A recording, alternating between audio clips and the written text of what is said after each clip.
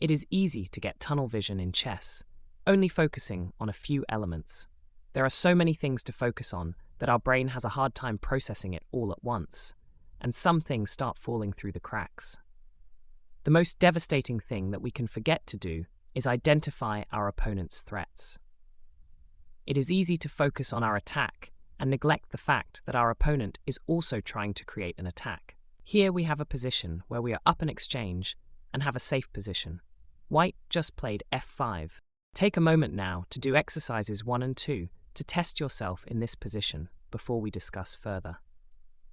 Now that you have done that, I will reveal Black's blunder of playing bishop to c5. Black is more or less ignoring, or more likely simply doesn't see, the threat of f6. Black's g7 pawn is pinned, so Black must push the g-pawn to avoid getting mated by the queen. g6 is a huge weakening move, which Black will want to avoid at all costs.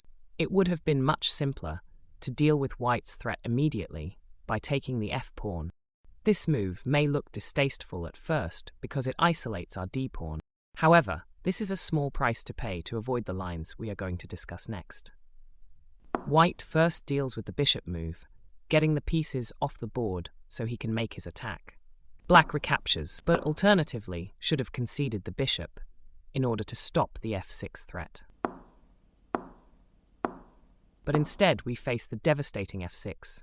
White is threatening checkmate here, so we can't take the knight, and really only have the g6 pawn push. This weakens the g7 square significantly. This will be a tough square for us to defend. White played this seemingly innocent move, and once again left the knight hanging. Here we will pause again, open exercises 3 and 4, and give them a shot. After doing those exercises you realize that queen h6 is the threat, and must be met with king h8. It seems like we have escaped trouble for now. Then White plays this interesting move. He once again leaves his knight hanging. We can simply take it, but somewhere deep down, this move doesn't sit right with us. Let's try and see what White is planning, like we've practiced. Go ahead and try exercises 5 and 6 now. In the game, Black played the tempting move rook takes knight, and the game is immediately lost. Black failed to identify White's threat and walked right into a preventable mate. He needed to play rook g8, so that if White tries to form a battery, we can prevent it, and Black is still in the game. Granted, White has a very tricky winning line, retreating the knight to d1, in order to reroute it to g4, causing problems for Black. But not many casual players will find this line, and White's attack will likely fizzle out. Checkmate!